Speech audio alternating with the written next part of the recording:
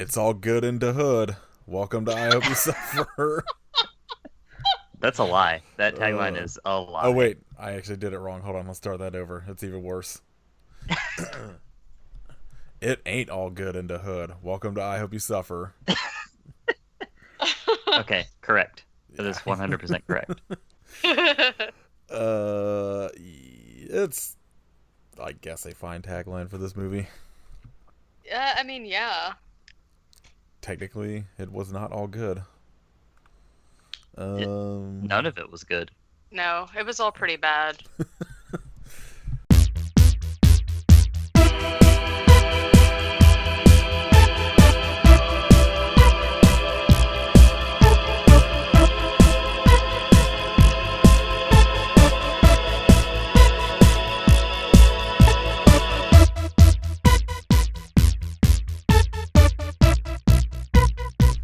This is episode 96 of I Hope You Suffer. My name is Nathan.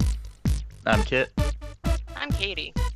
This week we watched 2006's Snoop Dogg's Hood of Horror from the After Dark series, I think. Yes. Something like that. And it was not all good in my hood. Alright, so I guess what'd you guys think? It's like just general Awful. thoughts. There you Hated go. it. What about you, Katie? I didn't hate it actually, but so this is the storyline says a hip hop horror anthology of 3 tales of terror. So it's 3. It's like a mini. It's an anthology. Obviously, it's 3 stories. I feel like I liked the first story a lot, and then the other 2 like kind of got less good. Like the middle one was not very good, but it was like really ridiculous just because of the plot of it. And then the last one, I was like, okay. So not my favorite anthology, but I wouldn't say I hated it. I did like the random people like popping up, like Danny Trejo makes an appearance and Aries Spears shows up at the end. So many like people who like whenever this came out, I probably wouldn't have known who any of these people were, but the whole time I was just like, oh my gosh, that guy. Oh, here's this person. So like that was pretty cool. Yeah, it was fine. I felt by the time it got to the 3rd segment, I was like, oh my god, just be fucking done already, but like it just I think the story ideas were good. I just think they were kind of executed not great. But the cast is pretty good. Alright, so it's directed by Stacy Tidal, written by like 13 different people. Starring Snoop Dogg, Danny Trejo, Billy D. Williams, Ernie Hudson, Method Man, our boy DDP, Diamond Dallas Page. Cricket the Chihuahua is in this movie. R.I.P. Yeah. Spoilers. Wow, this is like a 14-year-old movie, so. Well. Also, for the first time in probably like 20 movies, we got one extremely obvious Seinfeld connection and one not. Yes. Richard Gant is in this, who played Fred in the pilot episode of Seinfeld where the Jerry pilot airs. And then somebody that's in, I think, a couple episodes of Seinfeld, Jason Alexander. Just a few. Listen, I think Jason Alexander does a lot of really good stuff. The thing he doesn't do very well is British accents. Oh, he's the best part of the entire movie. I was so confused. I was like, is this really Jason Alexander trying to do a British accent? What's happening here? I had a moment. Okay, so remember when we did the Dreamcatcher episode and there was, I don't even remember his actual name, the guy who plays like, Jonesy or whatever, he's like taken over by the aliens and he has that accent and I was like, wow, what a terrible British accent. And I think it was like, no, he's actually British. And I had a moment where I was like, there's no way this is happening to me again. Like there's no way that this is real. So Jason Alexander's British. Did you not know? Yeah. It was like pretty on par with that. I don't know. It was pretty bad. I honestly think that he got offered the movie and he was just like, I want to do an accent. I want to be British. That Yeah. sounds. Jason Alexander and Tom Hardy have the exact same contracts. Yeah, I'm doing a voice and you're gonna deal with it. Oh man. All right. So I took notes on this, but I also didn't get anybody's name except for Tex. Dogg. So, Except for yeah. like, I figured I might just sort of go over general plots of each one, and we could just talk about each segment instead of like breaking it down, because they're all relatively like simple plots except for kind of the last one. Yeah, I think I pretty much only have like a page on each of them, so they're not like very long because you just get so much like of the animated like setup and in between or whatever that it's like honestly, the best part of the movie is the animated stuff. yeah, it's Which the weirdest part about that is that it like they could have totally cut it out and it wouldn't have made any kind of difference in the movie at all. Yeah, like I like the like so it starts with like at least 8 hours of an animated intro to this movie that explains like how Snoop Dogg became the host of horror. I think that's what the HOH is supposed to stand for on his neck. Hound of Hell. Well, I like mine better because it sounds real stupid. Host of horror. Yeah. Head of the household. Oh. Hot dogs of Houston. Yes. Someone can buy that name from me. The domain name. Basically, there's like this just incomprehensible nonsense that explains why Snoop Dogg is the Crypt Keeper. And I don't totally understand most of it, other than I guess that I guess the devil's giving him powers. I don't know what the fuck's happening. The animated stuff like in between segments I thought was like at least sort of explain things were going on. Yeah, so if anyone's seen it starts with it's an anime opening, right? But the art style is like really similar to, I don't know if anyone remembers Afro Samurai. Yeah. It's like it's kind of like that, so it's like kind of like a mix of that and like the Boondocks. So it was pretty cool. And in 2006, I think it would have been really cool. But from what I gathered, Devin, aka what did you call him? Host of horror. Yeah. I think there was Hot Dogs of Houston. There was some kind of like incident where he accidentally shoots and kills his little sister, and his mom is like, "I hate you for doing this, and I wish it was you." And so the devil, or whatever that person is, was basically like, "I will give your sister life again, but you need to it's an eye for an eye, like you need to give me your life." And it's like, okay, of course I'll do that. And so he dies, and now he has to get souls and like have them cross over, and he gets knowledge. So that's like how and I guess like the guy before him was like, I've been doing this a really long time. So it's just like you get a wish and you become Hot Dogs of Houston, which sounds like a pretty good deal to me. I don't know. I honestly think all of this nonsense was just a setup for like the terrible music video during the credits. Like, we just got to make Snoop Dogg just look like a devil, and so he could rap in hell. So yeah, it's like Snoop Dogg is essentially playing a Crypt Keeper type character where he's just going to introduce these segments. It is kind of like the thread tying them together. The first segment is called Crossed Out, which I think as a story was my favorite segment, but is maybe the worst acted. Yeah. I would agree with that. It was my favorite too, though. The actress that plays Posey is not great. No. But you get Billy D. Williams in it, sort of.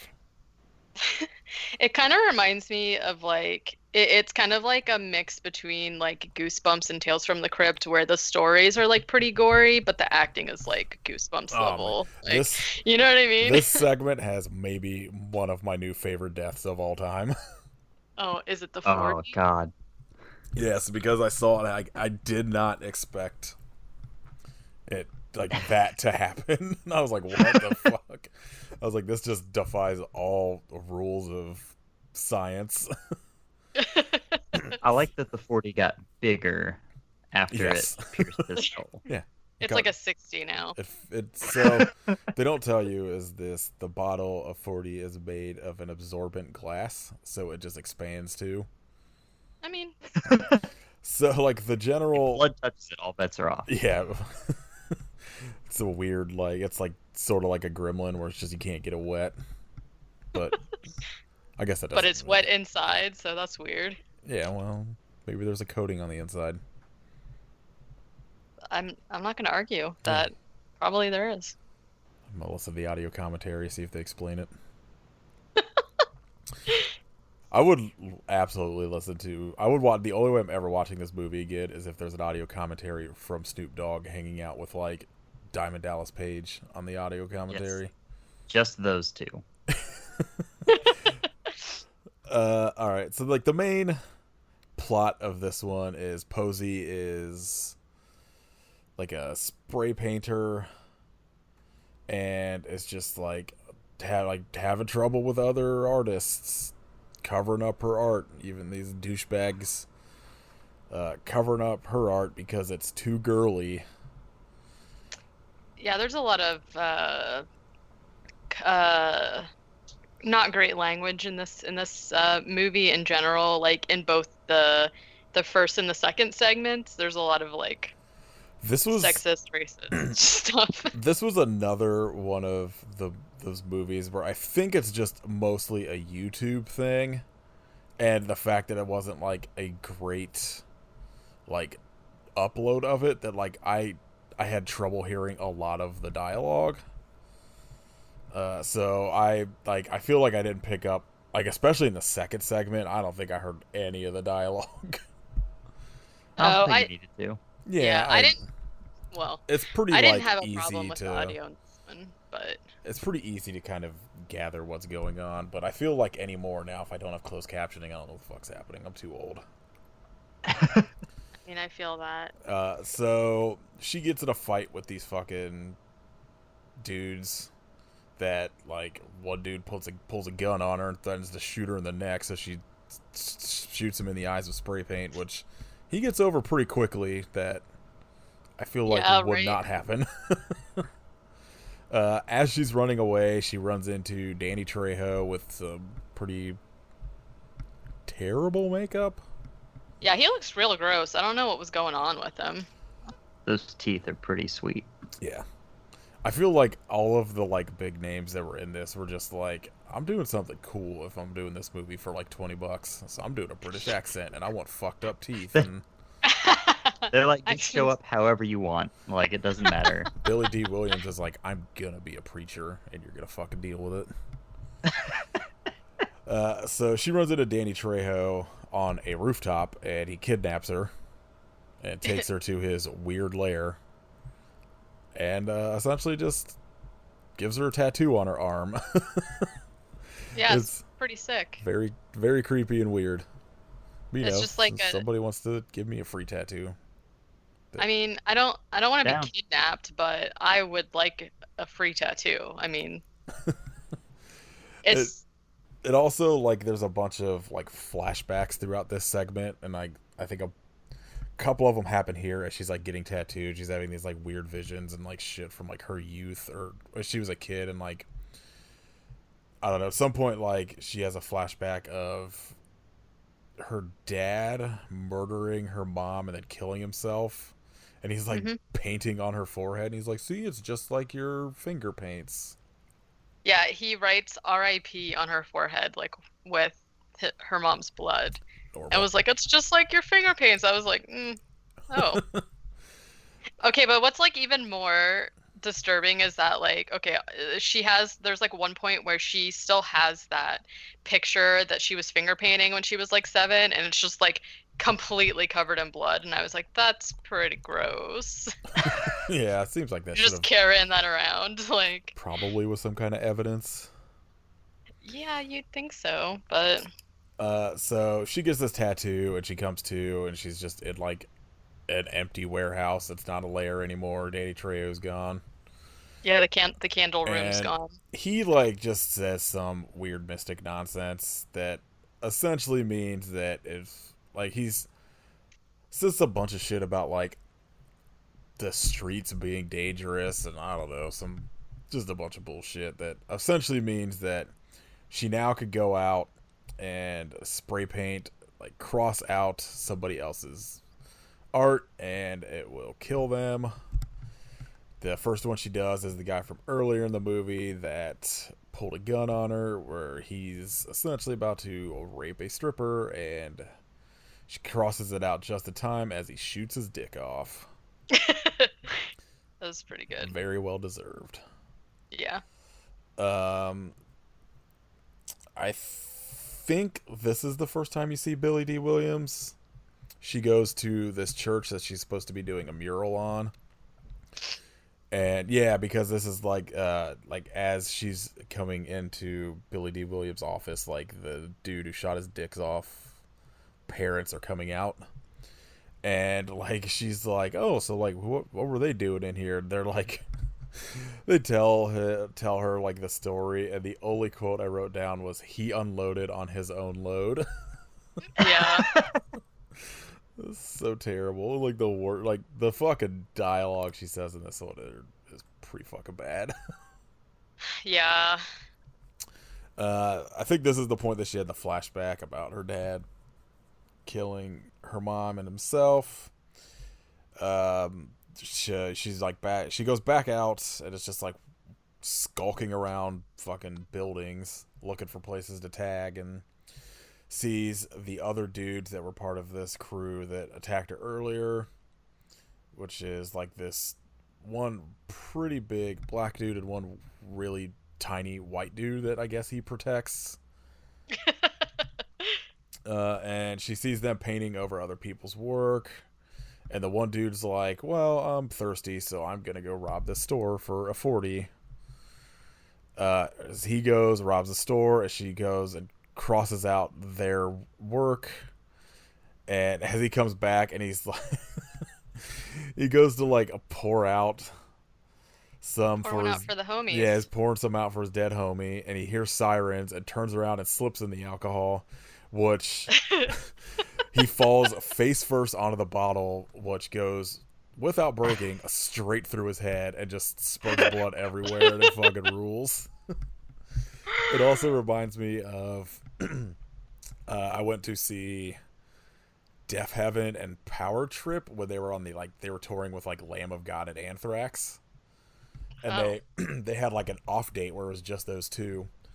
And during Power Trip set, this dude bought a beer, just like took a huge swig off it, spiked the rest, like everything that was left in it, like a fucking football, and then went to like go into the circle pit, and immediately slipped on it and just fell backwards. It was one of the funniest things I've ever seen at a show. I don't understand. Those beers are like it's like $18 $20 for 8 ounces of beer. I don't understand why you would spike it. What an idiot. He was feeling the mosh. I mean, sometimes it just takes you, you know? Yeah. So, and the guy in this next scene that gets killed in the phone booth, was that the other dude from the crew? Yeah. Okay, I couldn't tell, and I was just like, this is weird, but this other dude, she covers up his artwork, and he's like in a phone booth for some reason talking on the phone with like the fucking metal cord around his neck, and that just starts strangling him. I didn't understand this because he's like, oh, the cops are coming, let's go, and he runs off.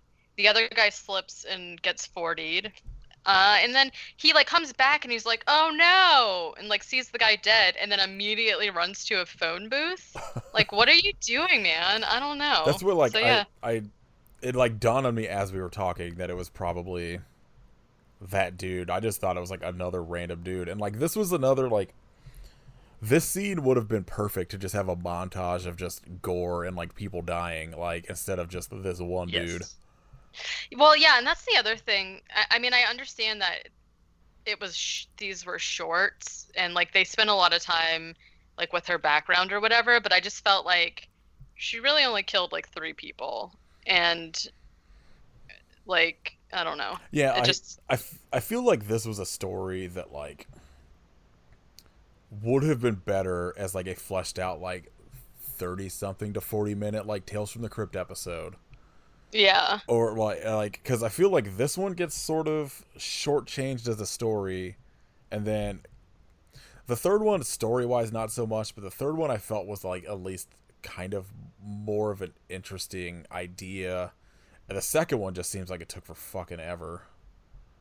Yeah, because that one didn't have any sort like the third one felt like kind of long to me, but the plot was at least a little bit complicated, whereas like the second one was not at all. So yeah, the third. I don't even remember what the second one was. Tex. Oh Christ! That's why I forgot what it was. The third one. I just tried to block it out. The third one's gonna be interesting because I took like no notes because I was just like I don't know what the fuck is happening and how I'm supposed to take notes on this. So DDP's there. He's from Jersey. Yeah. I can represent Jersey now. So, yeah, there's like a montage of her covering up people's art, and instead of showing people getting killed, it's just the family members of them coming out of Billy D. Williams' office. Their parents crying. She goes to the mural at the church, and is going to... Yeah. Starts spray painting her name on the wall, and Danny Trejo shows up and like chastises her for he says some shit about like, you know, you were supposed to like help the streets, but instead you're just like making it worse and like exasperating the problem. Takes the tattoo from her as the 3 guys she killed earlier show up in like zombie form and jam a spray paint can into her head and use her blood from the spray paint can, which is another pretty insane, ridiculous scene. And then I wasn't really expecting like 2 like cylinder objects to be in people's heads in this one. Like after they did the first time, I just wasn't expecting it a second time. But like when they do it, and then it's just like the big like spurt of blood coming out of the can, I was like, I'm on board. Just do this the whole movie. Yeah. And then somebody objects through the head. Oh, I think it's Danny Trejo says, "Now that's life imitating art." Zing. And it's just Billy D. Williams unveiling like the mural as Danny Trejo watches on, and then Snoop Dogg shows up. Well, I think Snoop Dogg was Danny Trejo. I did not put that together at all. Because there's like at one point, yeah, where he has like glowing blah blah blah colors, glowing gold eyes, and then Snoop Dogg has that too once he shows up. So I think it was like he's just, you know. I may have looked down to like take notes. I don't remember that. Yeah. And like I don't know, like all the stuff that's like in between the segments is fine, but also was like almost none of it except for like the end of the second segment I felt was like really worth commenting on. It's just like the typical like Tales from the Crypt or like Are You Afraid of the Dark type things. It was just like some fucking pun or joke about the segment. You go into the second segment, which is called The Scumlord. Perfect power violence song title or band name. This segment is maybe the best acted, but also gets very annoying with fucking Tex and his girlfriend. Ernie Hudson in it is fucking great. The best. Highlight of the whole movie. Was Ozzie Smith in this segment? Yes. I thought so, and I forgot. I meant to like look, and I just forgot to. Ozzie Smith, hard stan. Yes. Super back. I feel like anybody who is listening to this has probably seen Bubba Hotep, but if not, plays JFK in it, and it rules. So I saw that movie at like a screening, and it was with. I got there late, and Miss Bruce Campbell introducing it, who then immediately left. Wow. But it's fucking, that movie rules. Everybody should go watch it instead of Yes. this. So this movie, or this segment, like, features this white couple, Tex Woods Jr. and his girlfriend Tiffany, and their perfect dog. What was the name? The dog's... It was Pootie. Pootie, that's right. Just there's a guy on one of the seasons of I Love New York that they nicknamed Pootie. That's like all I could think about the whole time. And so Tex has inherited some property from his dad, who I think was like an oil man. I don't know if I can know like what was going on with that.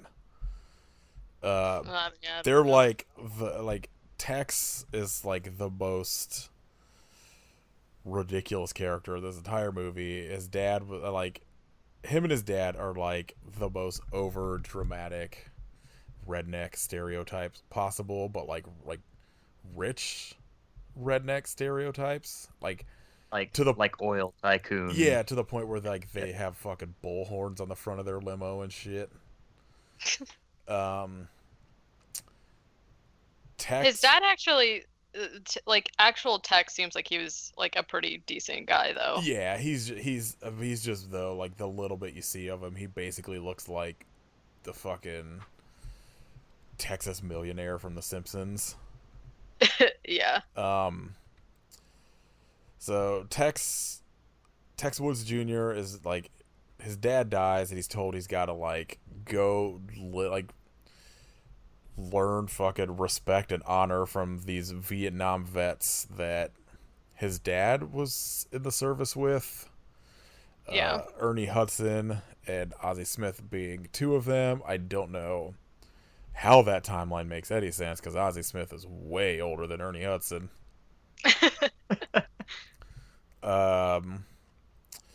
You get like a flashback that just shows you that Tex Jr. killed his dad by like running him over with his limo, and like the bullhorns like goring him, which is pretty good. I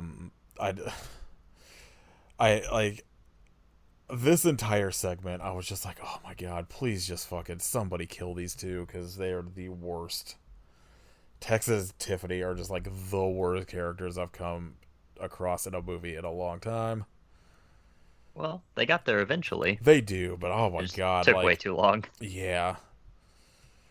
Like this is one of those segments that I feel like this would have been a perfect Tales from the Crypt segment, but at like watching it as Tales from the Crypt for like 30 minutes, I would have been like, fuck, this is too long. But like the kind of like fucked up morality of Tales from the Crypt, I think this is like a perfect encapsulation of that in this segment.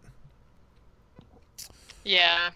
So Tex shows up at this, not even a retirement home. It's just like this, I guess, apartment sort of complex. I'm not really sure. It's a house that for some reason has at least 4 rooms. Yeah, I think it's just like a house that like his dad was specifically renting out to the people who like served with him. Yeah. And so he immediately is just a fucking dickhead, and he's like pissed that he has to deal with this to get his inheritance. Essentially just like comes in and is just like, well, since I own this property, I'm taking all of the rooms. You guys have to sleep, like, downstairs on your fucking cots. And, like, you know, this is my place now. Just fucking deal with it. They kick them all out of the rooms, and him and Tiffany immediately start fucking. Do me Elvis style. Oh, God, I forgot about that. This segment killed any chance of an erection I'm ever going to get.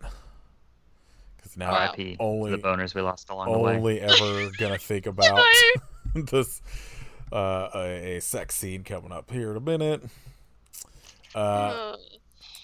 Ernie Hudson gives like a speech to the other three guys about, like, you know, Tex was a good friend of ours, and it's our like honor, or it's our responsibility to like teach Tex Jr. about honor and responsibility and like not being a shithead and a racist. So they have a nurse named Wanda that like shows up periodically, and they're like these four vets are all like having fun, like dancing into like fucking, I don't know, 50 swing music or some shit. Big band or something. And she shows up, and they're just like having a good old time, living their lives. Tex comes down, and I don't remember exactly what he says, but he says something about how they have ghetto spirit. Oh, Christ. I mean, like, it works. Like, you know, the idea of this story, it works, but there's a pretty good amount of kind of shitty racism in it. Yeah, this segment's pretty bad. Tex is telling them that he's cutting back to their funds for food and all that shit, and demands that they sign over their pension checks to him, or he's going to kick them out. And they also have to be the construction crew to fix up the house and essentially turn their 4 rooms into one big suite for him and Tiffany. There's like a montage of them all doing construction while Tex and Tiffany just loaf about. There's a scene of Ernie Hudson giving another speech to the other 3 guys about how they just need to like wait out Tex and eventually he'll be gone. There's a quick scene of Tex coming outside, and there's like a little black kid on the stoop that he harasses and steals his hat, kicks him off the stoop, and then gets a package delivered, which are his bullhorns from the limo he killed his dad with. Classy. Yes. Wanda shows up and gives the guys a cake that they are like singing. I forget, what are they singing? It's not. They're singing like the national anthem. Was it? I'm pretty sure it was. I couldn't remember if it was that or like America the Beautiful. It's something along those lines. Oh, maybe. It was definitely one of those. It was like a 4th of July cake. Too. Yes. So. And Tex drunkenly comes down and like harasses them, and yeah, he's got a Bloody Mary. They're like, yes, it is fucking the 2 movies in a row. The hat he's stole from the kid on the stoop on like Sideways. Like they're like saluting Tex Senior, and he's like harassing them. He threatens to skull fuck them, and then fucking. Oh my god. Yeah. So Chris like walked in the room whenever he said that, and he was like, "What are you watching?" I was like, "Will you stop coming in here when this shit's happening to me?" Caitlin was like cooking, and she was just like, "What's happening?" This got like really aggressive all of a sudden. Well, just a white guy some drinking. light skull fuckery. Yeah, it happens. He then proceeds to be super gross with Wanda and makes her go up. Like, she starts demanding like their old food budget back, and that one of them needs like medical help. I forget which one. He's like having a hard time. Tex just starts hitting on her and is a creep, and is like, all right, well, you got to come upstairs and talk to Tiffany. She does the budget. So she gets up there, and they both immediately sexually assault her and smother her with a pillow while Tex is wearing Confederate flag boxers. Ugh. Really hate to see it. Yep. And then has a scene of Tex Tex trying on cowboy hats. He has a white and black one, and Ernie Hudson comes up, and because I think the one dude that needs medical help was just having like a rough time, and he's like, Ernie Hudson is like, fuck this, I'm not playing this game anymore. And comes up there, and he's like starting to yell at him, and Tex is like, which hat do you like better? And he's like, I don't know, the black one. And he's like, oh, why? Because you're black? Yeah, like, what the fuck?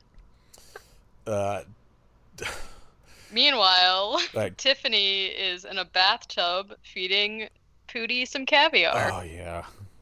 I was like, ew, what the fuck? And, like, Tex starts yelling back at him and tells him to get the fuck out of his room and makes a Mammy reference.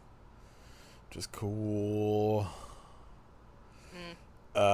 Ernie goes downstairs and has like this big cooler in like a basement that he's just like, there's probably food in here. Like he's like, fuck this, I'm getting something to eat for everybody. And he like crowbars it open and find Wanda's dead body in there and goes and tells the other dudes about it. And then you get a scene of Tex and Wanda fucking to Cotton Eye Joe, which is something I never needed to see. It's never going to leave your brain. I'm not kidding. I've had the song stuck in my head since watching it yesterday. I already have, like, a really bad, like, aversion to that song because, like, it's terrible. Hella stupid, obviously. But, like, whenever, you know how, like, I don't know if you guys ever went to, like, school dances, but they used to do, like, now all the boys dance this song and all the girls dance this song, and the girls always got that song, and I was like, what is why?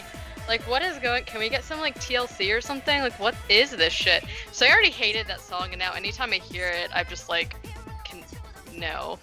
So I think that was a song that came out around like the peak time of like 6th grade, like skate parties and shit my school used to have.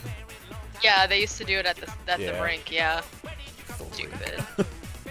Yeah, you know. Also, I apologize to everybody because I'm absolutely putting Cotton Eye Joe in under all of this. No! So, have fun. Good luck. Ernie and the rest of the crew come in and just immediately fuck up Tex. Oh, and also, whenever, like, after he finds Wanda's body, he goes back up to the room and finds that the guy Stevens, who was like having all the issues, has died. Oh, did he? I don't remember that. Yeah. They're just like, he's dead, and that's when he was like, okay, this is it. Like, I'm not dealing with this shit anymore. R.I.P. to Stevens.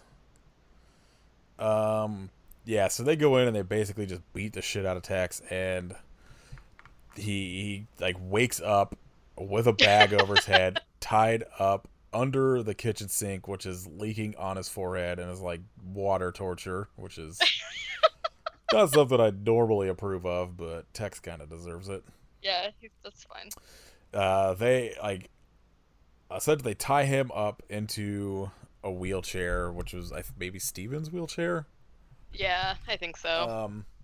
And then, like, they have, like, the stairs all boarded up, so it's a ramp now.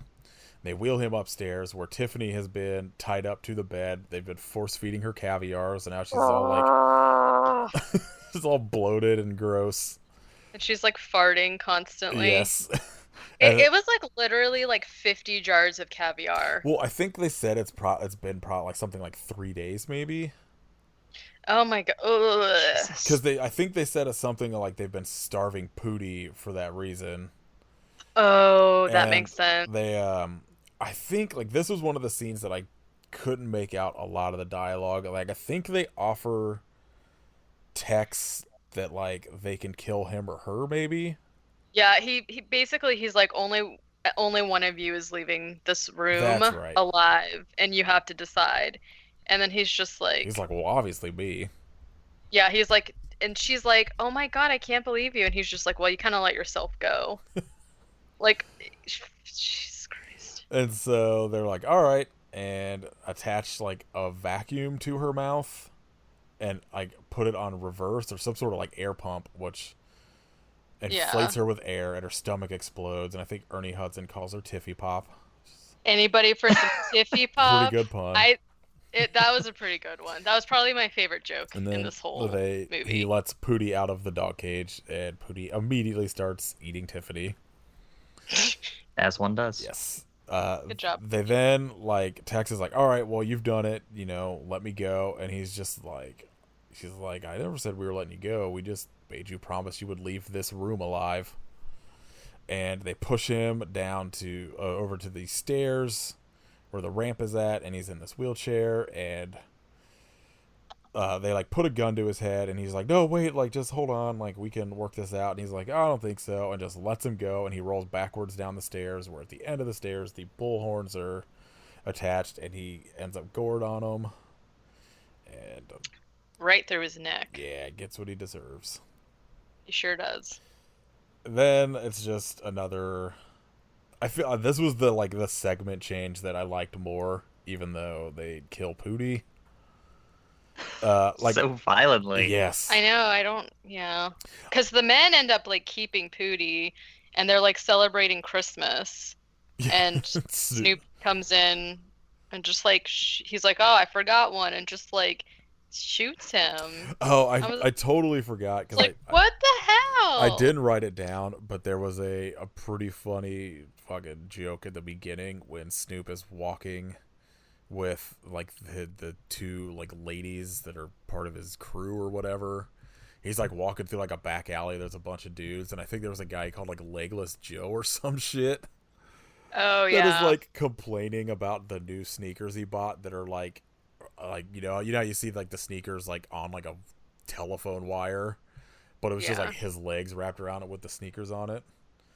And he was like, my mom's gonna kill me or something like that. When I first started watching this and that scene happened and it had that weird like effect on the screen, I was very worried that the whole movie was gonna be like that. That's why it was on YouTube, because like there's a lot of people that they get away with putting full movies on there because they like slow it down half a second or add like an effect, or they like flip the screen so you're watching it like in backwards or whatever.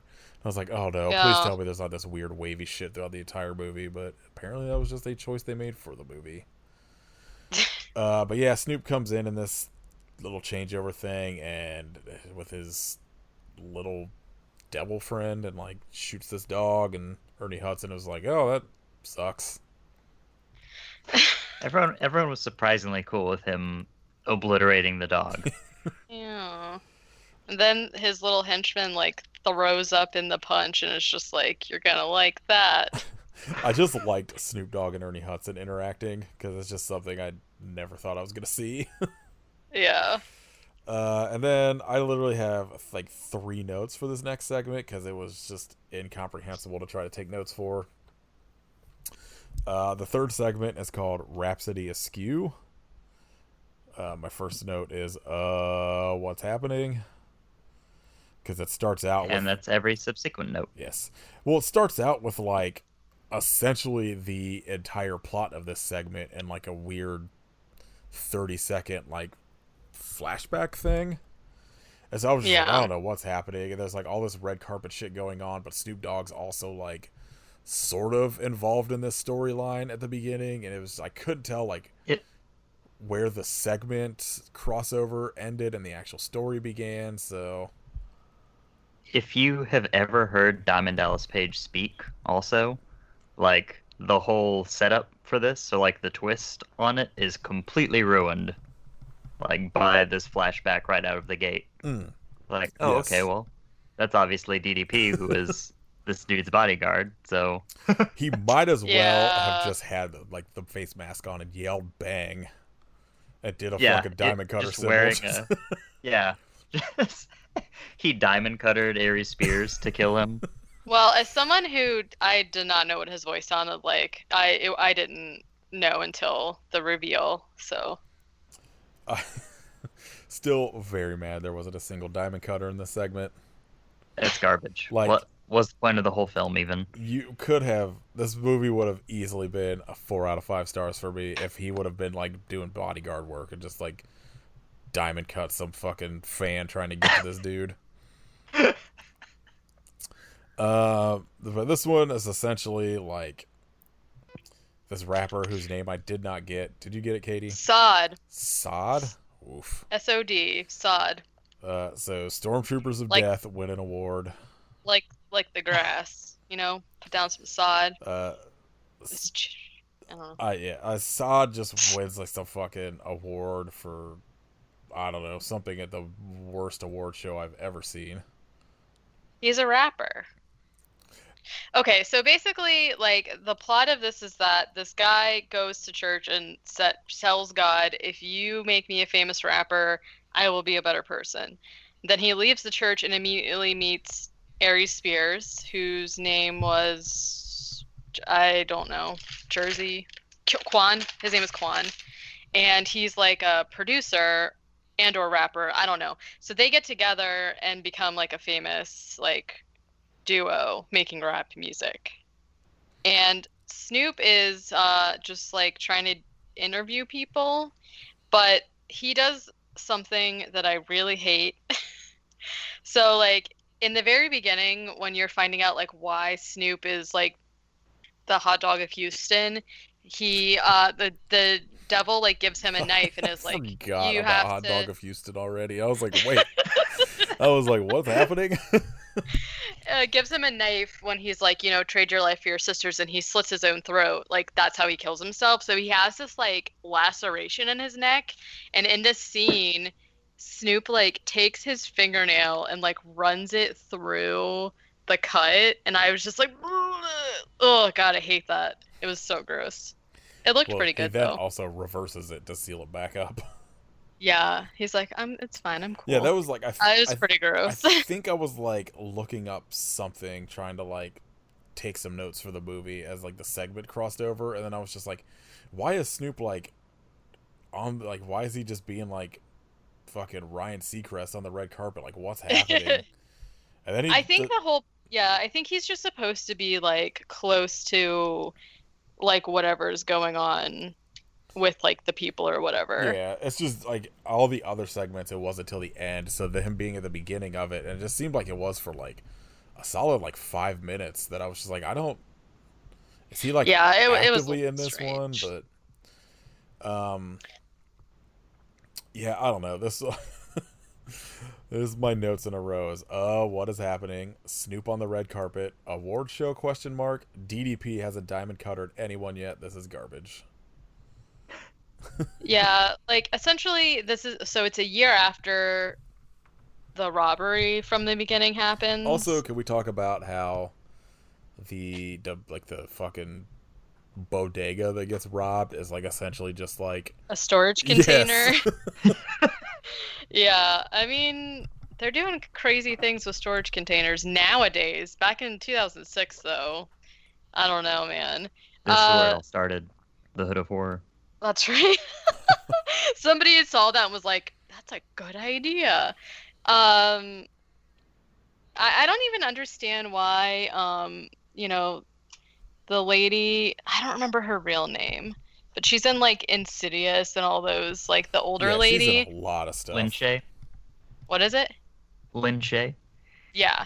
So she shows up. Basically, like, Sod is at this party. He's being a dick to everybody. He's, like, telling some girl to flash everybody. And, like, I don't know. And then everyone disappears. And the lady shows up. And it's like, oh, he's, like, tripping. I don't know. It's really weird.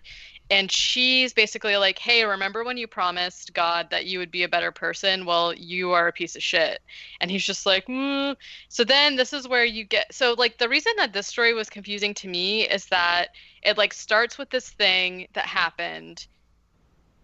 Then it's like a flashback before that happened. Now we're in real time. Now we're in a flashback that's like somewhere between. So like the time, the scenes just like were not in order, so it was like hard to follow because now she's like showing him his life, I guess is what it's supposed to be. And so this is where we get like when they're talking to Jason Alexander and he's got a terrible accent and Sod is basically just like making all these demands like, I want a house, I want a Benz, like I wanted this and that to sign this deal. And his friend Aries is like he's just fooling you. Let's sign a deal. Yeah, and this is where you get Jason Alexander as the record Yeah. executive in his British accent. Just Terrible. being that was Perfect. the best part of the movie. And then, Best accent I've ever heard. Yes. like, this is why it's Honestly, confusing too. put him on fucking let him just do like Shakespeare plays all the time. Oh my god. He could be every person on Downton Abbey. Oh shit. One man play of him doing all of Downton Abbey. I would watch that actually. It's just like one monologue. I love it. But it's just him like Yeah. quickly like trying to switch wigs and shit in between characters. Like I would pay for. I would pay that's like that. some I would pay shit that would be on like Curb Your Enthusiasm. for real. So she only really shows him that one thing, and then he tries to like bribe her. Oh, he tries to bribe her. Then there's like some other thing about how he like slept with he essentially gets charged on statutory rape and for sleep, for being with someone who was underage or whatever.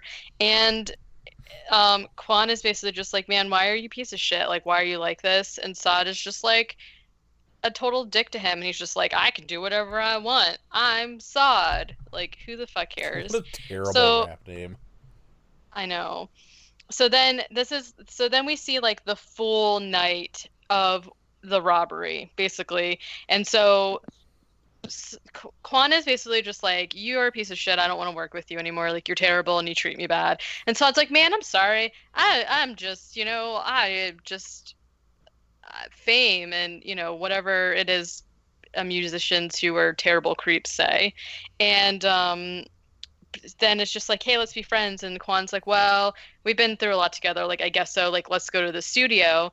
And Saad, like, pressures him to go into the storage container to get some beer instead. And then this guy comes in and is like, hey, give me your necklace and stuff. And Ares is like, no, I'm not going to do that. And the guy shoots him. And then Insidious is like, well, that wasn't a coincidence, was it? And then this is when zombie Quan comes in, but he looks real crazy. Like, What? He just What got is- shot in the forehead. What happened to the whole right half I don't of his know. face? He reminds me of like a street shark or something. Like, he's like all crazy looking. So, I don't know. Then you get a shot of like their surveillance tape, and you come to find out Saad was wearing a bulletproof vest that whole time. And he's like, hey, what's that about? And he was like, I don't know. I just was wearing one, whatever. And then He's doing his Roman Reigns cosplay. As and one then does? he just like takes a like piece of his ear off and like chews on it and then like spits it out. And I was like, what is even happening? And like his voice is all crazy for some reason. He sounds like he's like literally a street shark. I don't really know how else to explain it. His voice is all crazy too. And he's like acting all goofy. Like a street shark. Yeah. Yeah, like, They were pranksters. and that's when your guy comes in and is like, hey, I have these girls. And Saad's like, oh, that's weird. Quan's here. But like, he doesn't see him there. And then, his name in the show was Jersey, I guess. And then you find out that he's the robber, and Q stabs him in the eyeballs. And the girls come back in and think that Saad has done it, and they scream. And then, Quan is like, haha, I set you up, pretty much. And then he shoots the cops for some reason. Very quickly, he's just like, fuck this, I guess I'm having a He's shootout. just like, well, and then he was like, he says something like, my name's gonna be famous, or like, I'm gonna go down in infamy or something. So then he just immediately decides that he's gonna get himself killed, and that's what happens. Yeah. Like, what? He has a shootout with the cops, gets shot a bunch of times, and then Snoop shows up with Everyone's Tex, anime now. Tiffany, Posey. I think that's it. Maybe Quan's there. And basically, no, I don't think Quan is there. And he's just like, shows up and has a quick back and forth with Saad, and then he just takes everybody to hell in Yeah. an elevator. You know, That there's Elevator. The yeah. elevator to hell of hell. And there's Yeah. And then there's the Hot Dogs of Houston rap. Yeah, pretty sick mid-2000s Snoop Dogg music video. Listen, I love a good song that is written about a movie, and I was like listening to it, and it's like a pretty good song. Yes. I was on board with all of it, but I also did not want to watch like the 5 minutes of credits to see if there was anything at the end, which is I immediately X'd out. I was like, nope, I don't think there was. The only thing you miss is like the credits end, and then you just see the elevator leaving hell and going back up to the sky. To Ominous. Jesus. Yeah. But music video with Snoop standing next to like a throat in hell with his little devil friend. Pretty good. Yeah.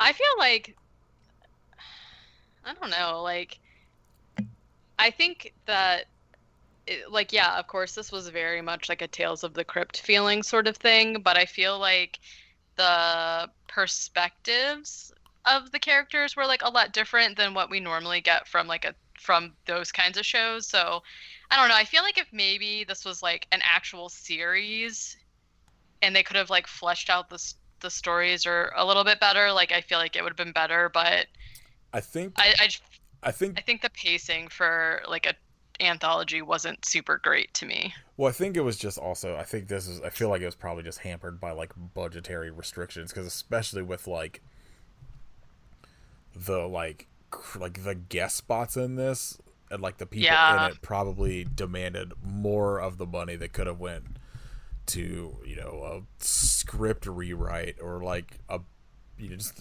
more budget stuff that it needed, because like in like none of the stories are necessarily bad, and some of like the effects are pretty good. It just like, I think it just felt too lopsided towards like the middle section, like the middle segment, like as was longer, and I felt like had a probably it looked better kind of like background wise, and some of like the effects and like acting wise and stuff. Like the first and third segment felt like they kind of got like shortchanged a little bit. Yeah. Well, I don't know if this has anything to do with it, because I obviously haven't read it, but I did read that it was an adaptation of like from a comic book. Mm-hmm. So that could have a little bit, because I feel like those stories are normally shorter too. But yeah, I don't know. Overall, I think the idea of it was like pretty cool. Yeah, there's just some like execution. Yeah, because they kind of like created like a whole like I feel like, I mean, when you compare it to like some of the other, well, nobody listened to our body bags episode, obviously, but when you compare it to something like that, where it's like the whole point that someone's like telling a story, or like we're seeing these stories is just like, oh, I'm in a morgue, here's a story, or, you know, the same thing with the Crypt Keeper, but they actually like developed a whole ass story as to why Snoop Dogg is like telling 3 individual stories or whatever, which I thought was like pretty cool. So I mean, it's like, I feel like if you could watch it for free, it's worth a watch. I wouldn't pay for it. Yeah, I feel that. All right. Zach Baggins tweet. Oh. It didn't sound good. I forgot to save one. Oh, well, here, I'll do Weekly World News if you want to look one up real quick. Yeah. So, 2 Weekly World News. Once for this week. Portal to Heck, ordinary household mirror opens to not too bad dimension. And then a possessed home flees exorcist. I've never seen a house actually sprint, says police chief. Oh god, there's a comment on it. What's the comment? How the fuck did I get... Oh, I don't know. This doesn't look like it's opening comments. Boo. Sad. Yeah. Sad day. The fact that somebody's leaving comments on Weekly World News articles is... concerning. Yeah. And it's not me. Right. Yeah. Go ahead. Okay. The tweet is that he told a little joke, and it's, why didn't the astronaut come home to his wife? Oh god, why? He needed his space. Boo. Yeah. I'm gonna continue to boo that. It was pretty bad. Alright, do you have any news, Katie? I do. A lot of it's just like release dates for stuff though. Because like we're still smack dab in the middle of that coronavirus. So we have the Train to Busan Peninsula is going to be apparently, from what I saw, it says it's going to air in theaters August 7th, which seems crazy to me. Maybe drive-ins. Yeah, I don't know. But Shudder, it's actually coming to Shudder exclusively next year, so we'll get that sometime. Halloween Kills was pushed back to next year, October, which is like fine. Then we have Candyman. Just put that shit online. Just like put it up, like put it for streaming, and just make like the rental price like a ticket price, and just let people fucking watch it. Like if they want theaters are just going to go out of business at this point. Like we don't need to open theaters. What's that meme? Society has moved past the need for theaters. Yeah. I will say though, like the last 2 Halloweens I saw in the theater, and I liked them a lot more than most of the Halloweens, but I don't know if that's just because I saw it in the theater, and it's like definitely for suspense movies like that, I feel like a different experience than like, Tremors or something like that. But I don't know, like I agree with you. So I don't know. I also saw like places that were doing like pop-up drive-in theaters on like in like abandoned Walmart parking lots and shit. Like there's ways to get around it. We don't need to like have movie theaters opening and like honestly for like the rest of the year. It's not gonna happen. Like they're gonna open, everything's gonna get worse. Like this. Oh god, I hate this country. I think if the thing that comes from this is that drive-ins come back like more full force. Like I've seen a lot of people, like you obviously went. I've seen a lot of people on my feed like having gone to drive-ins, and I think that's super cool. Even as someone who doesn't own a car anymore, so I can't technically go to one. I don't think. Just walk in. I mean, I don't. Probably could. Do that? Yeah, you could probably walk in and just like plop a chair down. I feel like maybe. I feel like it's kind of like one of those things like you can't like walk through or ride your bike through like a drive-through. Yeah, I see people do it all the time. Yeah. But yeah, no, I think that's a good idea, but whatever, I don't know. What do we know? What do us peons know? We have Candyman was pushed back also. The date for that is now October 16th of this year. We have good old Tremors 7 coming out in October of this year. And the only other news I saw really was that we had talked, I don't know if it was last time or the time before that, about that Wolfman movie with Ryan Gosling. And right now they're in talks to have Leigh Whannell as the director, who did The Invisible Man. So I still haven't seen that, but it's pretty good. Maybe could be cool. I think it's sort of weird considering as they like said they want them to be really separate, and I feel like if you're having the same person direct them, that's hard, but what do I know? I mean, you could, I don't know. I think there's a way to do it that I'm interested in seeing what that'll be like. Oh, I am too, for sure. All right. You guys want to shout anything out? Katie, you go first. I have an update. I'm going to update people on the last time, our last episode, our intro, we were talking about cookies, and Nathan was talking about these birthday cake cookies that were like the best cookie. I don't know if they were the best cookies you ever had, but they're like gluten-free and vegan.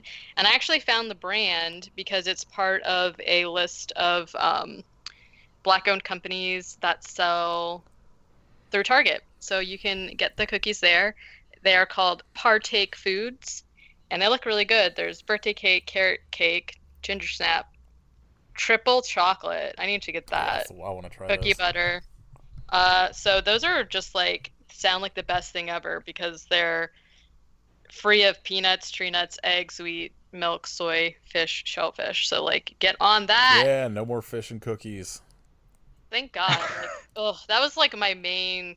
That was like my main complaint about cookies was like the fishy So taste. much The fish. fish eyes.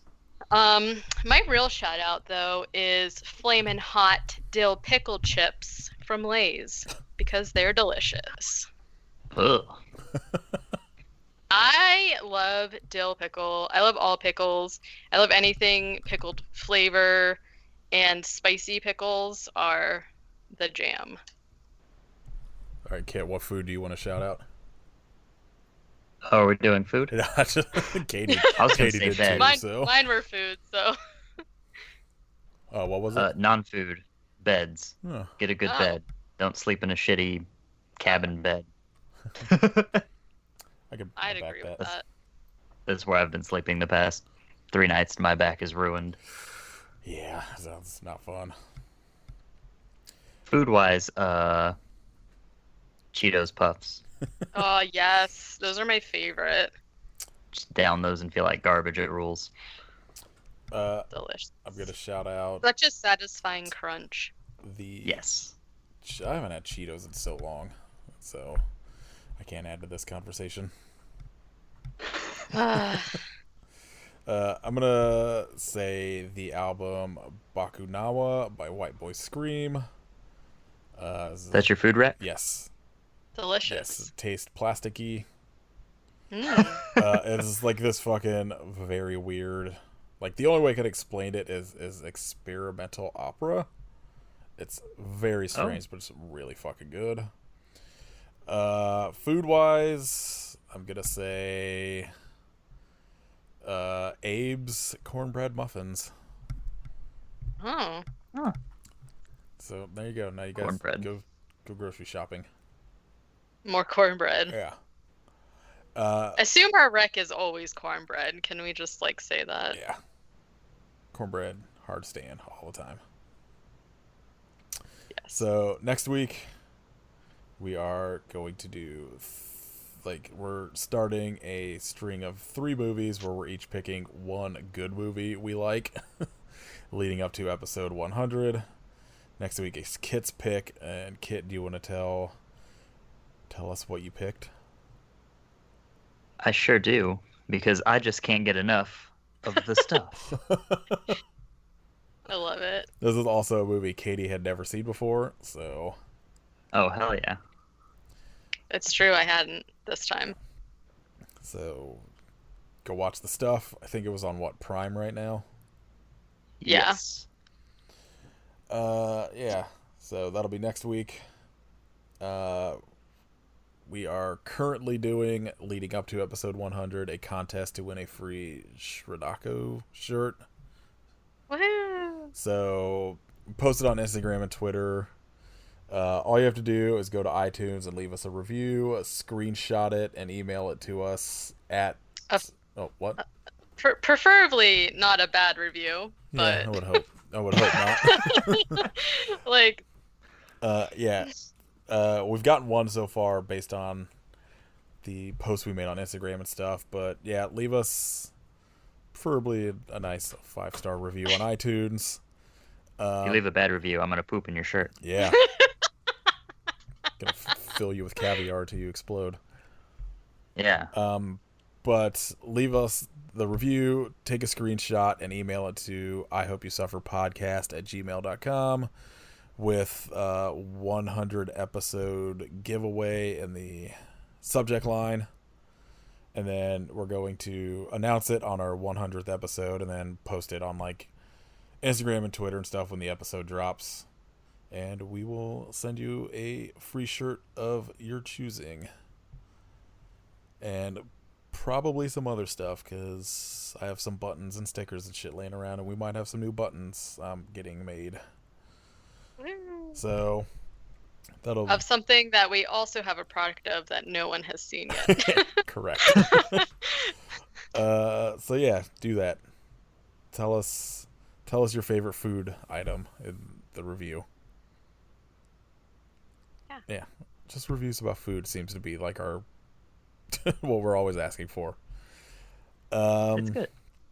So you can follow us on Twitter at IPSuffered, Instagram at IPSuffered Podcast.